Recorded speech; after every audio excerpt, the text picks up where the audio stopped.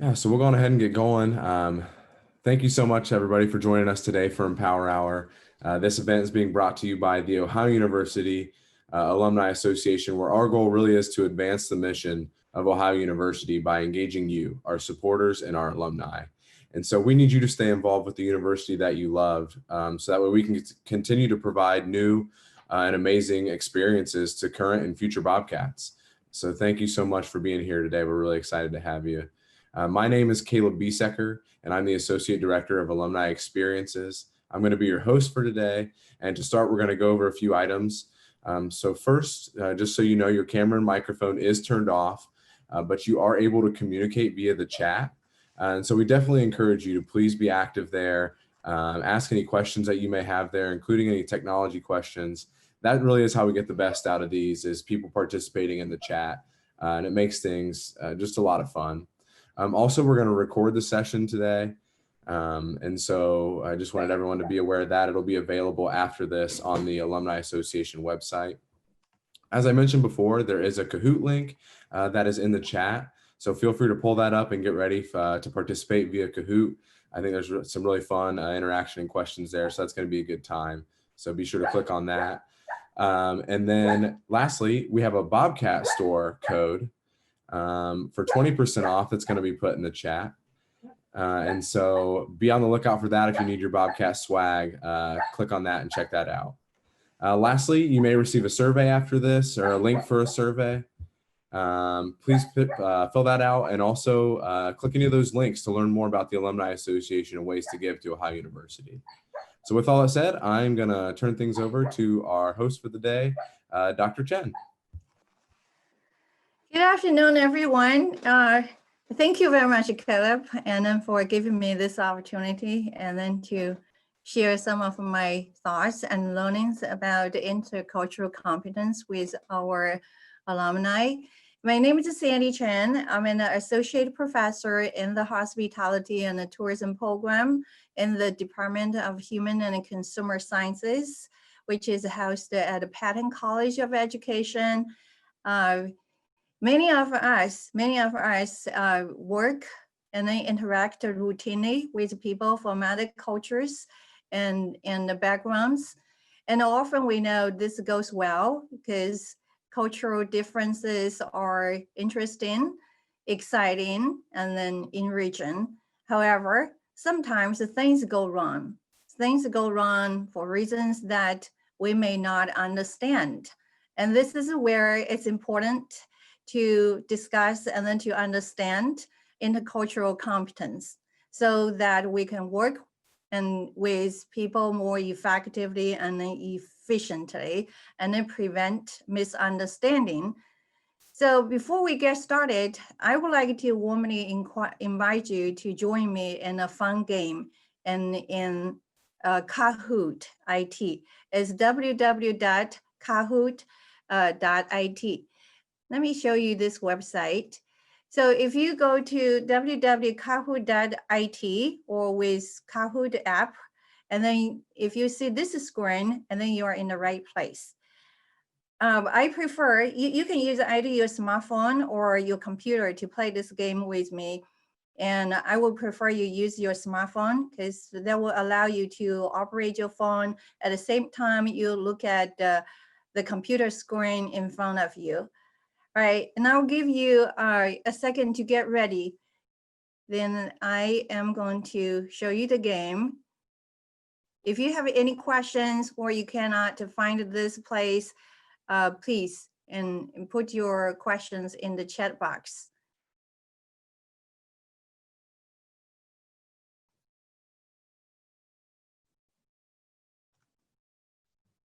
All right, so here is the game pin. Let me see. Let me show you what I get from my cell phone. On my cell phone, I get this Kahoot. And it says game pin. So this is the game pin you need to enter is 1499634. Also, you need to enter your name. You can create a game name for you or your first name.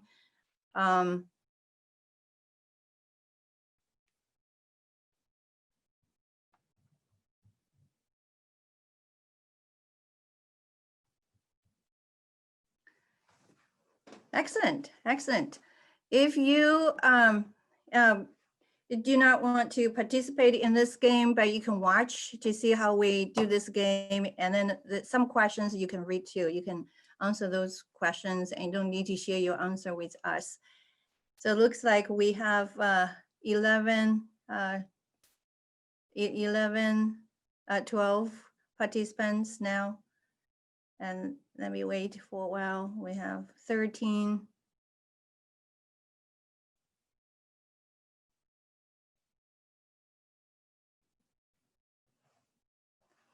So 13, should we wait?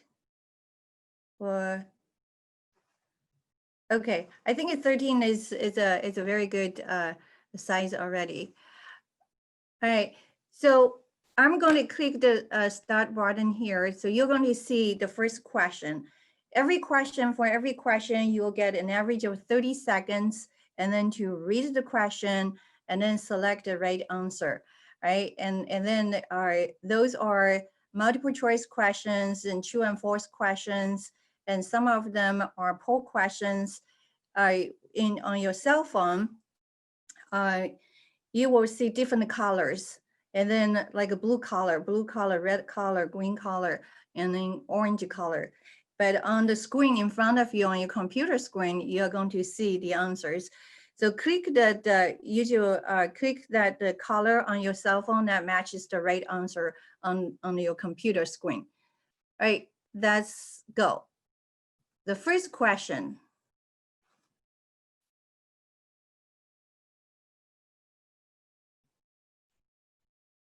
Let's try it.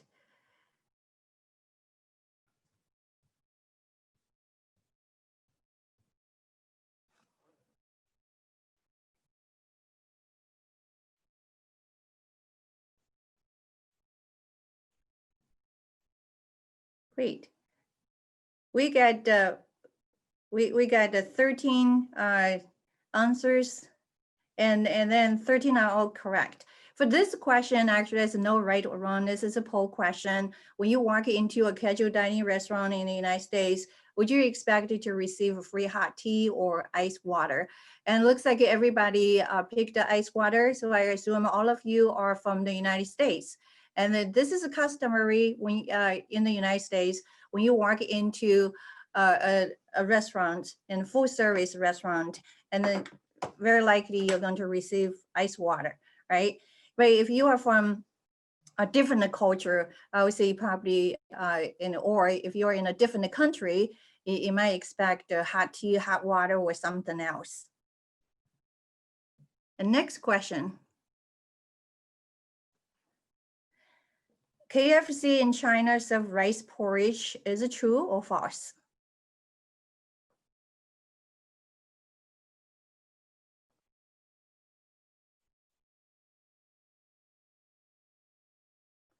Great. I have 12 answers, and we have, excellent. So we get 12 right, and then 1 wrong. The answer is true. Yeah, KFC in China, and then serve rice porridge, and then many other local items.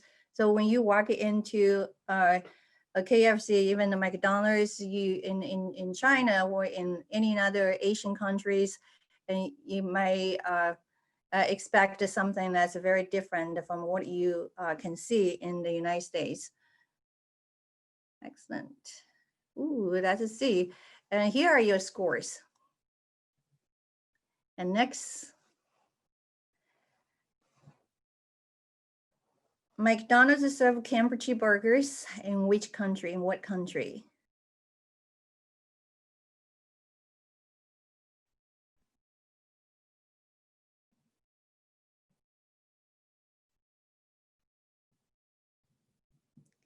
All right, that's a C, our answer. We have 11 right and the 2 wrong. And South Korea, and that's correct answer. And McDonald's restaurants in South Korea serve camembert burgers, and then also they have seafood burgers, and then other local items. Excellent, excellent. And let's see your scores. Let's see the rankings here. All right, happy is on top of it, and excellent. And then the next question. A Japanese tourist complained after he was reminded to tip the server after his meal and in the United States in a restaurant. And what should you, the manager, do?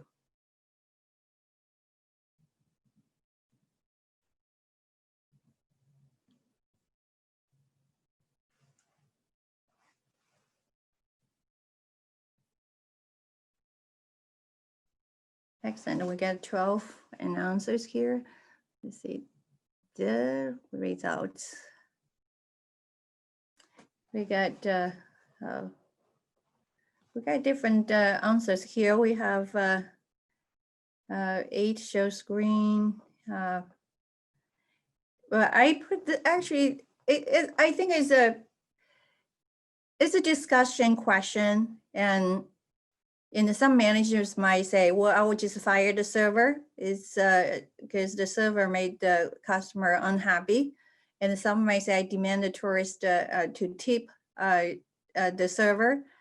And then some might say, well, I just explain to the tourist. And this is a customary in the United States to tip after you eat in a restaurant, in a full service restaurant. And then we tried this different kind of strategies. The best one probably I suggested here is just a suggestion is to apologize to the tourist. I'm sure the tourist many tourists, they will figure it out. It was afterwards. It was customary in the United States to give servers tips. But at this situation, the suggested right answer is apologize to the tourist,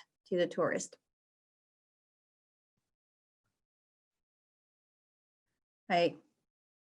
And great. And let's look at this question. There's no right or wrong answer.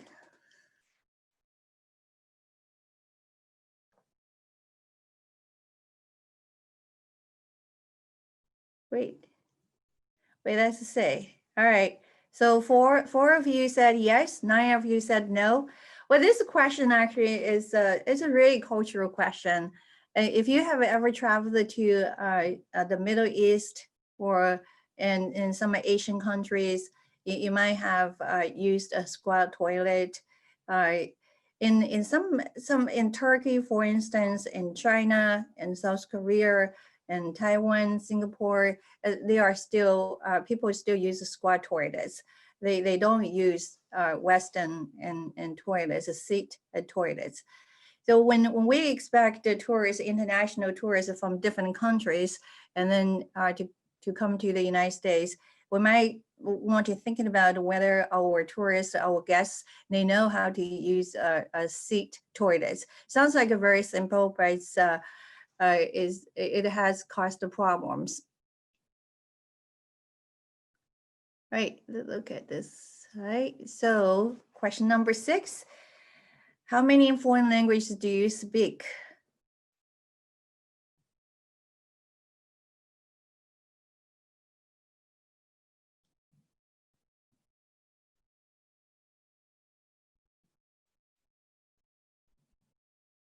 Right, so we have 5 said none, and then 5 said 1, and 1 can speak 2 to 3, and then 1 can speak more than 3 foreign languages.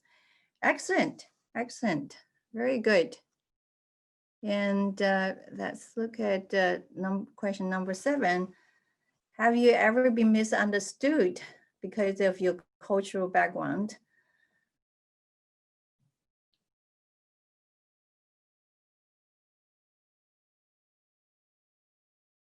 Right, so we have 6 said yes, and then 4 said no, and 3 said, I don't know, right? So many of us actually, yeah, as the result shows, actually many of us and feels in some time we have been misunderstood because of our cultural background.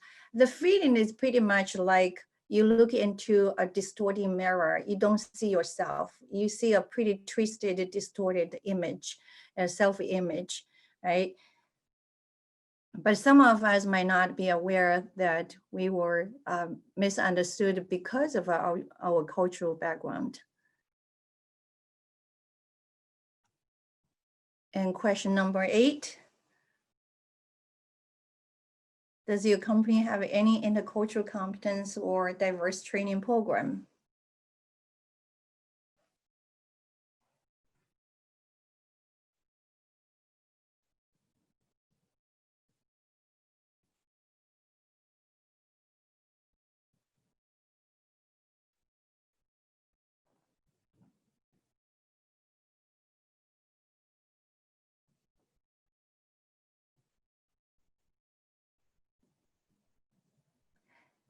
Seven of you said yes, and then 5 said no, right? And in the hospitality industry, most of large companies, they have a diversity and cultural training programs for their employees, which is very important. And then let's look at another one. What is a characteristic of a person who is interculturally competent?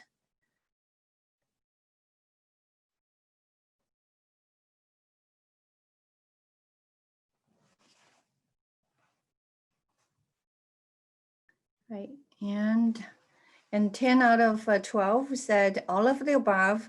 A person who is interculturally competent is empathetic, flexible, is able to tolerate ambiguity, and that's correct. Yeah, very good. And let's look at your scores. Right, so who is on the top? So we have Happy, Sophie, Ali, Emily, and so on. Let's see our last question. And this is a quiz question. And which of the cultural frameworks was developed by surveying IBM's employees around the globe?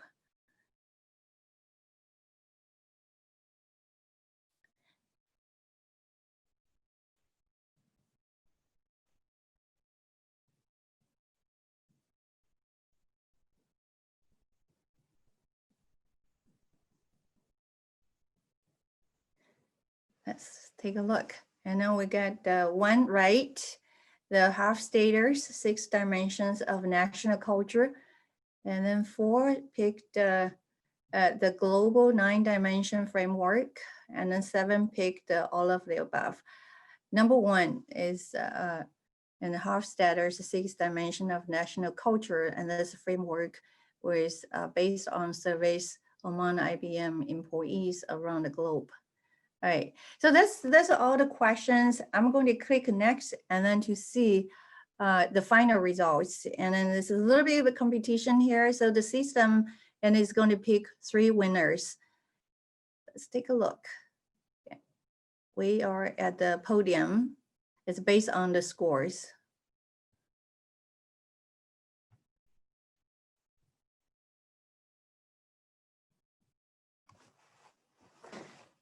Wow. So you can take a photos if you want to take a photos or to keep this one for your record. We have Happy, number 1, in then Amity in the 2nd place, Sophie in the 3rd place. Congratulations. Congratulations. And if you want to take a photo, please do so before I switch the screen, and I'm going to move back to our PowerPoint slides. All right, so thank you.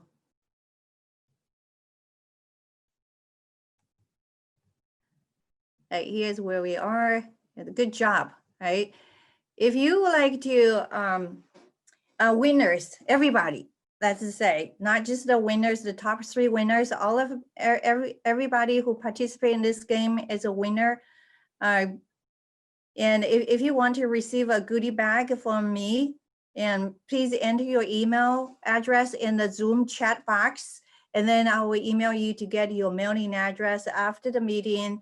And I promise I'll get a goodie bag to you before Christmas, right? Before Christmas. It might take a little bit long on the road, and given the situation going on right now in the environment. Thank you very much. Thank you. Now, if you have questions, please raise your hand, please, and type your questions in the chat box. So we are going to move on. I'm going to move on to some information about the intercultural competence with you here. And the intercultural competence, this concept, I believe everybody is familiar with this because it has a lot of siblings. Well, I say this because this term has a lot of synonyms. And here is a list, is an incomplete list of synonyms for intercultural competence. It depends on your discipline, depend on which book you read, and depend on what training program you go to. People use different terms for intercultural competence, and such as intercultural competence. People say, well, cross-cultural adaptation, cultural competence, cultural relativism, cross-cultural adjustment, intercultural sensitivity, global competence, and multicultural competence, global citizenship, global literacy, and transcultural competence, right? And then, so if you see one of them, and then please keep it on your mind, and then that's a sibling of intercultural competence. Intercultural competence. In the hospitality and tourism context, intercultural competence is very important, and based on my research and then the several other researchers and studies, we find out intercultural competence is interpreted by many managers and hospitality employees.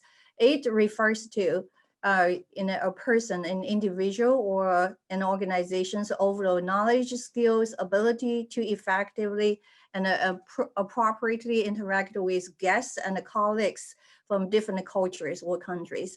In the hospitality and tourism industry, we don't just interact with guests from different cultures. Many of our colleagues, and they are from different cultures and different countries, right? So the challenge question is, do you think you are interculturally competent?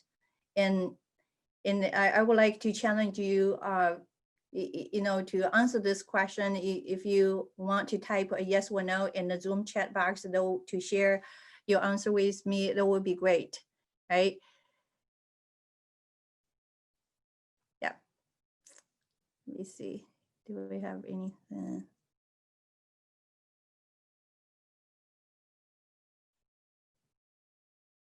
Okay, so we have something say not enough. So no for me, no, I try. Not as competent as I want to be, and there are always room for growth. I definitely agree, yeah, and excellent. Thank you very much, thank you.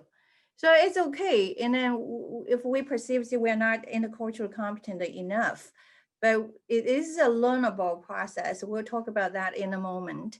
But before we talk about that, I wanted to share this with you. If some people, if you think you are intercultural competent, or you want to be interculturally competent, and then it's important we understand what are the characteristics of an interculturally competent person. And here is a list. And here is a list of characteristics of such a person. And this is a study done and published in 2001 and by our Professor Stahl. And then he found out, and then those people, they say they are international competent, they act like they are internationally competent, and they share these characteristics. Those are people, they are empathetic, and they can tolerate ambiguity, and they are very flexible, and they are global oriented, and they're goal oriented, they are sociable, and then they show very strong interest in other people. They are not judgmental, and then they normally have very good communication skills, And the study of intercultural competence actually in the hospitality and tourism industry was originated from studies about expatriates. Expatriates, global hospitality companies, and every year they send expatriates to other countries to open hotels, restaurants, and then to manage companies. And then so expatriates is a success, and then it's very important for the success of those global companies. And then they find out the studies show successful expatriates, and they display these characteristics: self-esteem, high self-esteem, empathy, respect toward themselves and then others, strong interest in others, flexibility, and then tolerance of ambiguity, and then initiative. So those are very similar to what we just saw, the general characteristics of an intercultural competent person. Right. So the importance of, just to refresh your memory, the importance of in an intercultural competence for hospitality professionals and companies is because and then the industry and demands to have intercultural competent professionals and managers and professionals. The industry needs and then in those critical needs include, I just mentioned, many hospitality companies, they are global companies and they seek opportunities overseas.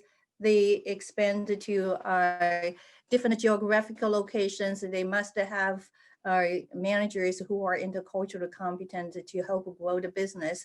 So intercultural competence has become a key enabler of business growth in the hospitality and tourism industry. And also studies show intercultural competence has a very positive relationship with business performance such as customer satisfaction and then employee satisfaction and also revenue and profitability and generation. And also the hospitality workforce is becoming increasingly culturally diverse. And as we know, the population in this country and then in other countries the populations are changing, they are becoming very diverse, and people are traveling more than ever before. And then here is a chart just to show you, and then how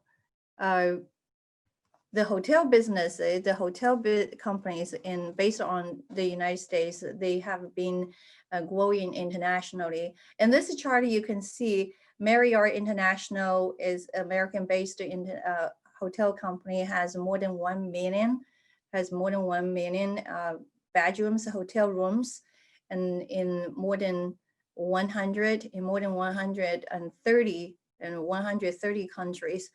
And then Hilton is also US-based hotel company, has about 1,974,000 in hotel rooms around, I think 100, also more than 100 countries.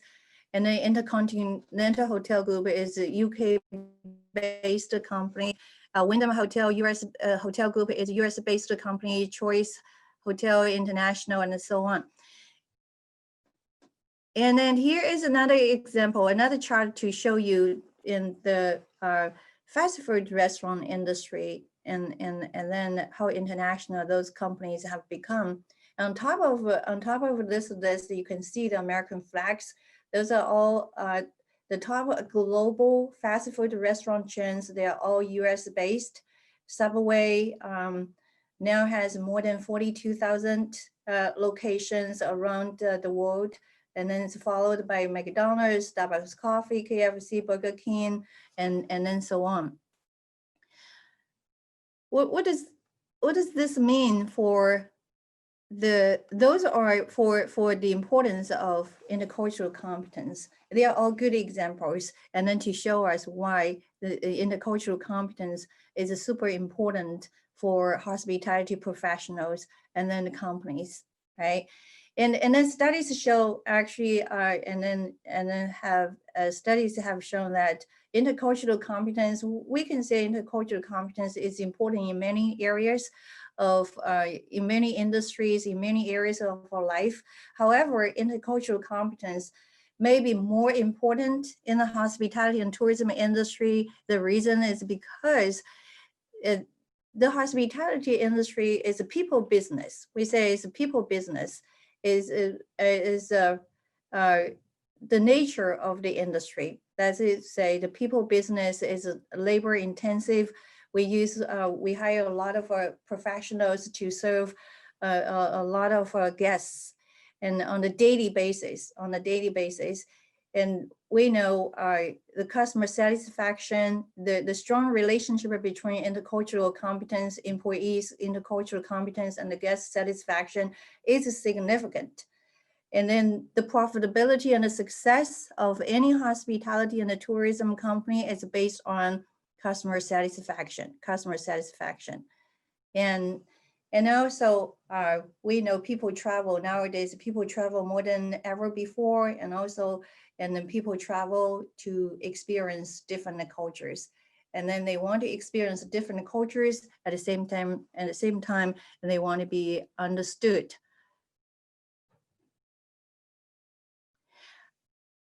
Let me see whether you have any questions. Do you have any questions? I will not have guessed the Marriott leading the, let's say, I have one question, always room for growth. I would not have guessed Marriott leading the way. Oh, that's a good comment. And Marriott is well, in terms of by number of guest rooms, yeah, Marriott has the most guest rooms right now, but the chart is different because there are different charts. If we look at the revenue, Marriott is not leading, as there are other charts out there, and then to rank those international companies.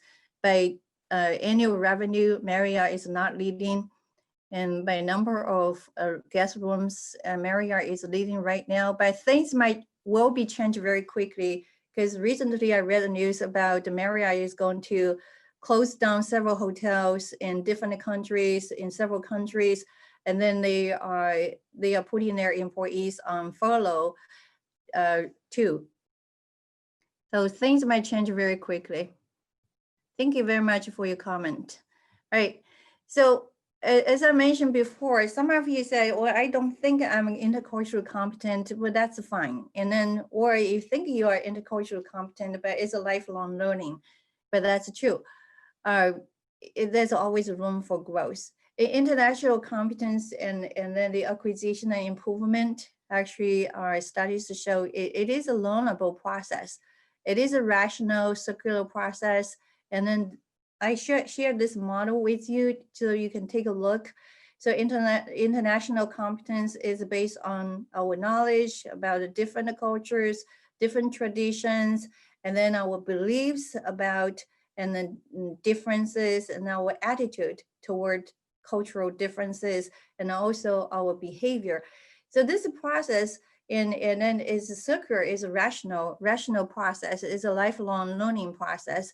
I say it's rational because as adults, we can choose to be interculturally competent or not to be interculturally competent. If we choose to be interculturally competent, and then we certainly we needed to start to build our knowledge, and then to build our beliefs, and then build a positive attitude toward different cultures, and then we can perform effectively, efficiently as a professional.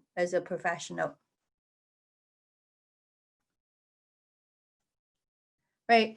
So there are multiple ways, as researchers suggested, to improve our intercultural competence. And there are three methods. I grouped them together into three groups. And one method is to learn foreign languages, traditions, and the customs. And then another method is to conduct experiential learning and practice we are professionals. We have opportunities to practice our intercultural competence with our colleagues and then our guests on the daily basis.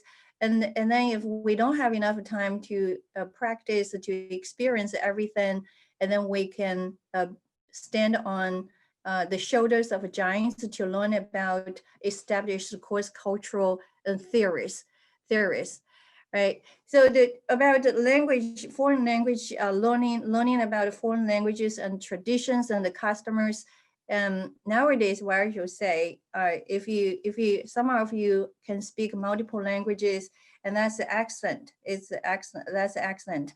Some of you say I can't speak in any other language other than my mother tongue. That's fine. But nowadays, I would say we are very connected, and learning a foreign language is much easier than before. For instance, if you have friends in France, you can learn French through WeChat, and then for if you have friends in China, you can learn Chinese through WeChat, and on a daily basis. And it's very very affordable, very convenient. And then our social media websites, Facebook and then Twitter, they are all accessible by in people from other countries. And also you can check out other people's websites too. And I myself, I studied to learn English about 20 plus years ago. At that time, I remember it was very hard to find learning materials and to listen to some American radio or recordings. It was very hard. It was very hard. Right. So, and then about experiential learning, we are professionals. I think it's we needed to pay attention to our everyday interactions with our colleagues and then with our guests. So first of all, I would suggest you understand your own culture. And even in the United States, there are subcultures, and then the East culture, and then the West culture, the Southern culture, the Northern culture, they are all different. And then understand your guest culture. If you have tourists from different cultures and different countries, and then definitely, and then you should try to understand, learn something about their cultures before they get to your business.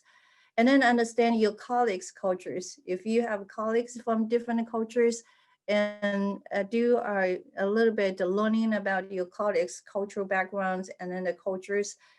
And the best thing to do in a group as a manager is to do an assessment and to see how intercultural competence your professional, your colleagues, and your own intercultural competence is linked to your business performance. Is linked to your business performance, and also to evaluate the effectiveness of your current intercultural diversity training program. It's important we measure what we do. If we can measure it, and then we can manage it. We can manage it. And for individuals, if you want to improve your own intercultural competence, but traveling around the world is a good idea if you can't. But you can do virtual traveling, as I mentioned before. We are so connected in the digital world. Traveling around the virtual world is very feasible. And then a very easy way to do is to try some ethnic foods. And I personally, actually use all these methods to teach my students, hospitality and tourism students, the future leaders, and then about and to help them to enhance their intercultural competence. And I found that those methods, they work very well, right? So, and then another way to learn about improve intercultural competence is to conduct the case studies. And as I said, if you're a professional, you're a manager, you really have a great opportunities to learn and then to enhance your intercultural competence with your colleagues and the guests on a daily basis. If not, there are a lot of case studies. For instance, one example is Outback Steakhouse, and our Outback Steakhouse company and then went to internationals years ago, and then they become very successful in some countries, but failed in the others. And here are two examples. One is Outback Steakhouse. They become very successful, almost an immediate success in South Korea. Here's a story. It was written and published by Cornell Hospitality Quarterly in 2008. And in this case study, and Dr. Kathy Enns and basically presented a very good story about why Outback Steakhouse became an immediate success in South Korea. And one of this is because they're in companies intercultural competence, and that's an asset of the company. But the other one is a story is about Outback is a story in China. When Outback Steakhouse entered the Chinese market, it did not go very well. So this is a story. And also there are stories about McDonald's. McDonald's, of course, one of the most valuable brands, one of the most valuable brands in the hospitality and tourism industry. It is a leading company, and then in 1990, it opened its first McDonald's store in Russia. At that time, Russia was called the Soviet Union. And it took McDonald's 10 years and then to build this restaurant, because of multiple cultural barriers. Well, case studies like this and then are very helpful. In my teaching, they are very helpful for my students to understand the cultural barriers and when doing business in a different environment with different stakeholders. So another way, comments. Let me see what I hear. Right. Yeah, feel free to post your comments and then thoughts in the chat box. So I'm moving on to another method of learning about intercultural competence, enhanced intercultural competence. If you're busy, you don't have a lot of time to really experience the things, you can borrow cultural and the course of cultural theories. The course of cultural theories, they offer us systematic ways of understanding events and behavior and situations and in different cultures. The most famous, I want to introduce you to three very important and famous cultural models in business today, and there are three, right? So the reason I want to introduce you to this models is because researchers actually have found out, okay, so people are all different. We have a lot of countries, a lot of cultures. It looks like things like it's overwhelming to think about the cultural differences and so on. But the researchers actually have found out that people from different cultures, they are not just randomly different from each other. And then they differ in very specific, even very predictable ways. And this is because each culture has its own way of thinking, its own values, beliefs, and the different preferences placed on a variety of factors. So those models, this is three models, I would like to introduce those to you. They all and they all show the effects of society's culture on the values of its members and how these values related to the members' behavior. The first one is Hofstadter's 6 dimensions of a national culture.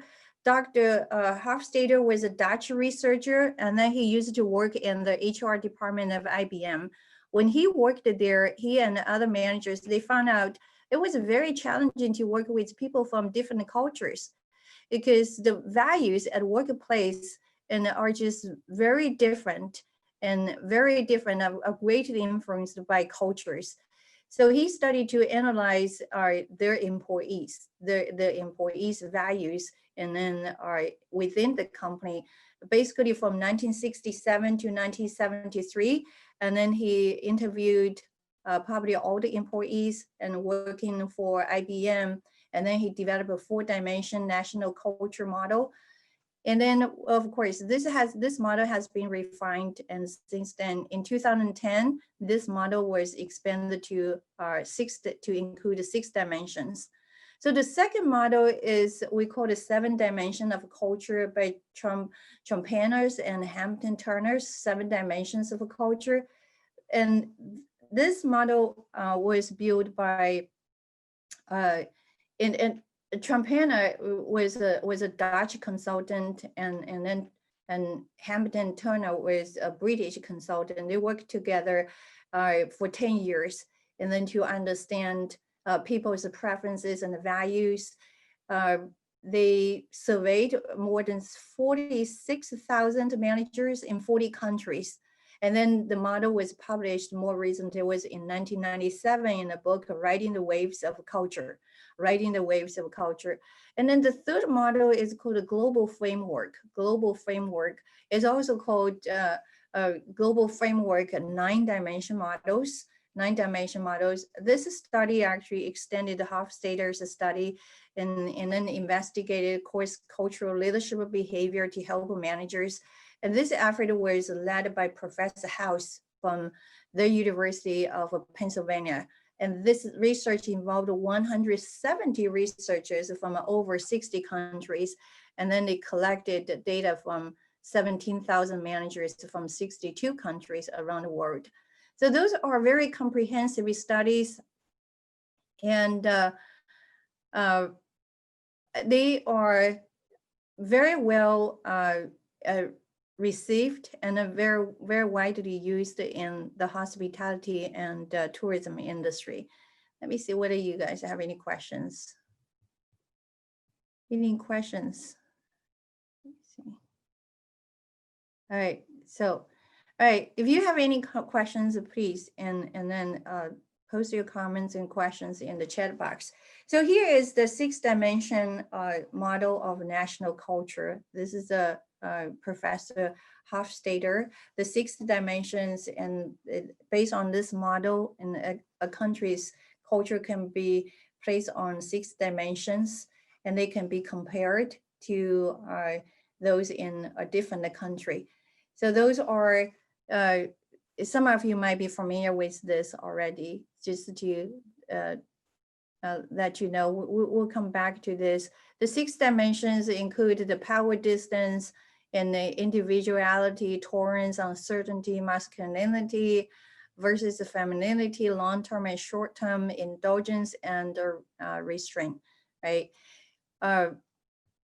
Briefly, power distance. Let's say, let me briefly just talk about each dimension. Power distance, this dimension expresses the degree to which the less powerful member in a society accept and expect that the power is distributed unequally. In some society, people accept the hierarchical society social order, and they accept the inequities of power. Individuality and the collectivism is about individuals or in individual interests versus the group interest. In the individual culture, individual interests are placed ahead of group interests. And then in the individualism culture, individuals are expected to take care of only themselves and then their immediate families. Masculinity and femininity, masculinity side of the cultural dimension represents a preference in society for achievements, for assertiveness, and material rewards for success. And normally we say a masculinity society is very tough, and then versus femininity, in a femininity society, the culture is relatively tender. And uncertainty avoidance dimension express the degree to which the members of society feel uncomfortable with uncertainty and ambiguity. The long-term orientation versus short-term orientation, this refers to every society has to maintain some links with its own past, and while dealing with the challenge of the present and the future. Society prioritizes these two exist or go differently. Some societies, they think it's important to make a long-term plans, to cherish the past, to make a long-term plans for the future, while the other societies think it's not necessary to make long-term plans. Indulgency stands for society that allows relative free gratification of basic and natural human drives related to enjoying life and having fun. In some society, it's okay for people to enjoy life, to have some fun. But in some societies, we say restraint stands for a society that suppresses gratification of needs and regulates it by means of strict social norms.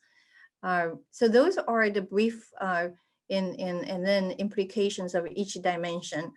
So the 6 dimension, the 7 dimensions here, they model takes a different approach.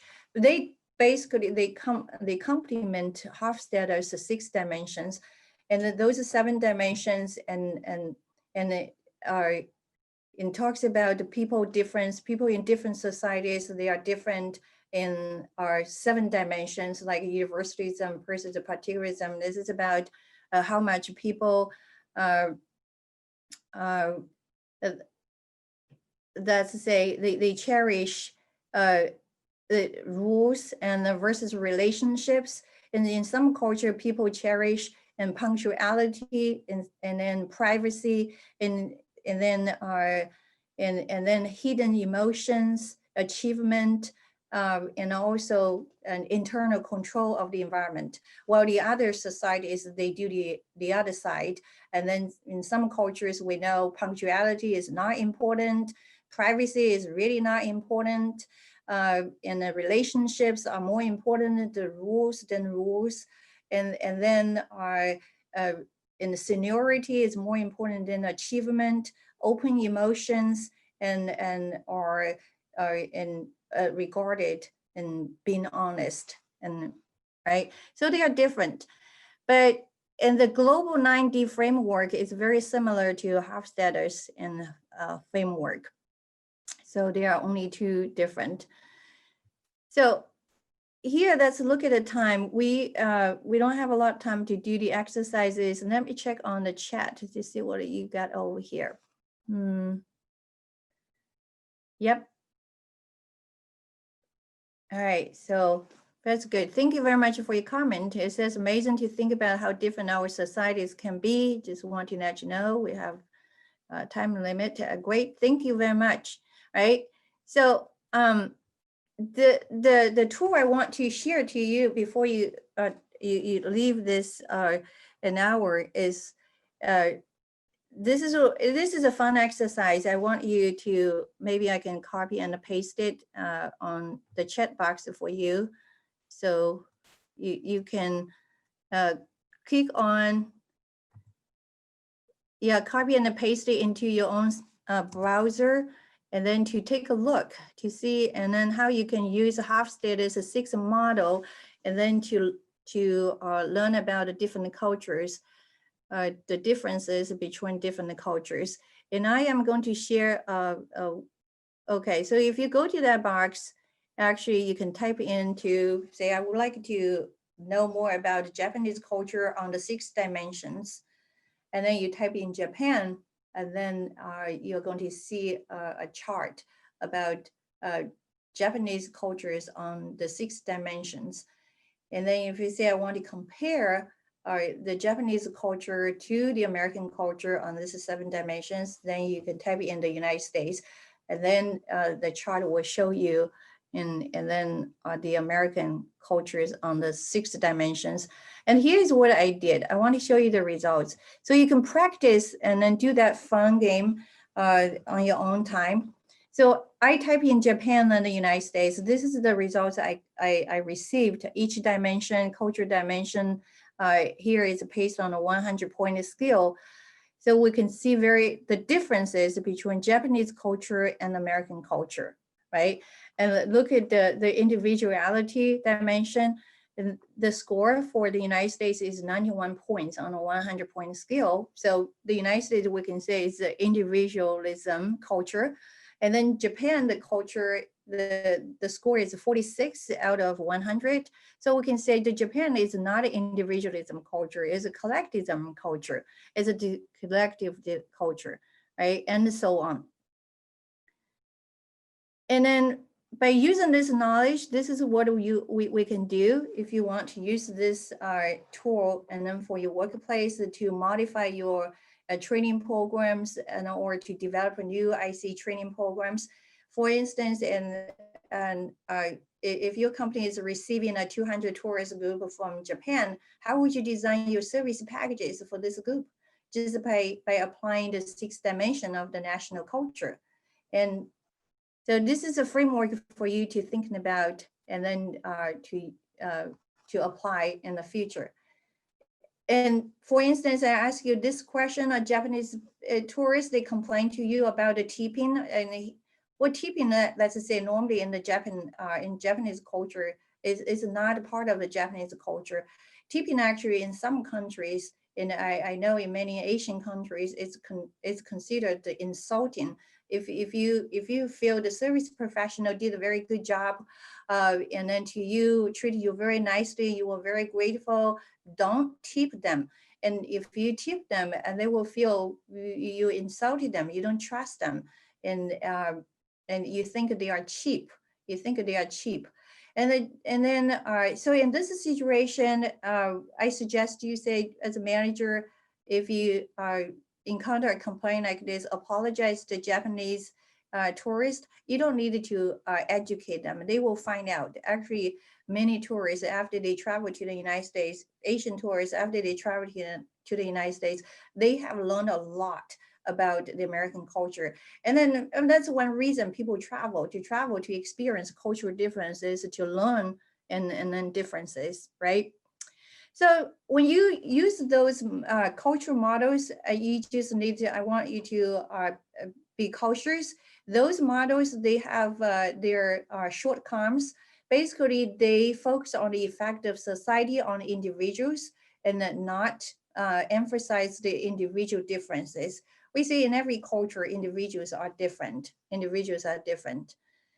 And so the best way for you to acquire developer IC international competence, and my suggestion is to take a 3-way approach, right? To try to learn some foreign languages, the traditions, the customs, and then to practice, and then try to understand your colleagues, and then your guests from different cultural backgrounds, and then to get familiar with those 3 core cultural theories, try to apply them to your work.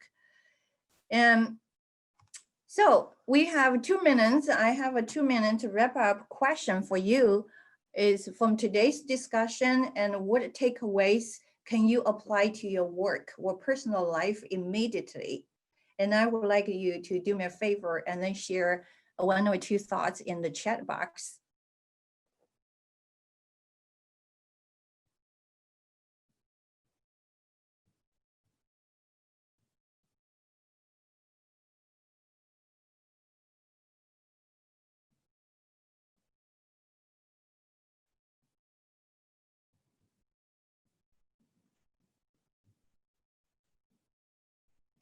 All right, let me see.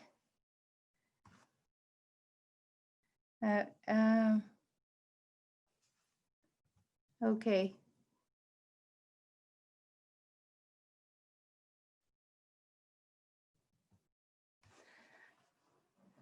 Hi. Well, thank you. It was fun and interesting. I appreciate your help us thinking about cultural competence as a lifelong learning process. Understand the values. Okay, wow, thank you very much. Thank you. Right. So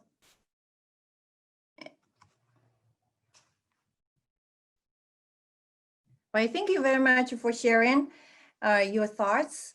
If you have any questions, if you want to have further discussions about some concepts and the theories, and please and let me know, and I'll be more than happy to talk to you more after this this meeting, right?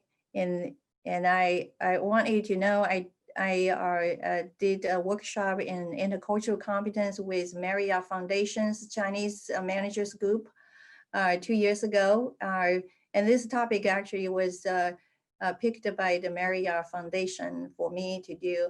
I think this is a very helpful topic. It's very valuable. And then I have published several articles on this topic too. If you are interested in knowing more about this, and then please, and let's continue to discuss and then have a conversation. Thank you very much, everybody. Yeah, Dr. Chen, thank you so much for presenting. We appreciate it. I thought that was just very interesting. It blows my mind. Just, I don't know, you broke it down and made it so simple to think about, the ways that we can grow in this. And so I know that's going to be my takeaway in thinking about how I can constantly grow in this topic. So that was great. I also had a lot of fun with the Kahoot, even though I did not win. I'm going to try to next time. Yeah, we appreciate you and everything you do for Bobcats. I also want to say thank you to everyone that attended today. Just as a reminder, this event takes place bi-weekly, and so be on the lookout for announcements of our next presenters. These are always fun, always get so much out of this. I look forward to seeing everyone at more virtual events soon.